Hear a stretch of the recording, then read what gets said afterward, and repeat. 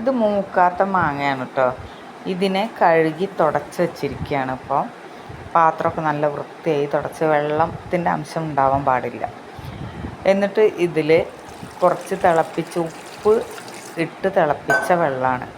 അപ്പോൾ ആ വെള്ളം ഒഴിച്ച് അതിന് ശേഷം കുറച്ച് സുർക്കയും കൂടെ ഒഴിക്കുക. നിറയെ വെള്ളം ഒഴിക്കേണ്ട ആവശ്യമില്ല, കുറച്ച് സുർക്കി ഒഴിച്ച് വയ്ക്കുക. അതിന് ശേഷം ഇത് നന്നായിട്ട് ഇതിൻ്റെ അടപ്പെല്ലാം നീറ്റായിട്ട് കഴുകി തുടച്ചതായിരിക്കണം പാത്രം. അങ്ങനെ ഇത് അടച്ച് വെച്ചിട്ട് ഇത് ഇടയ്ക്കെടുത്തിട്ട്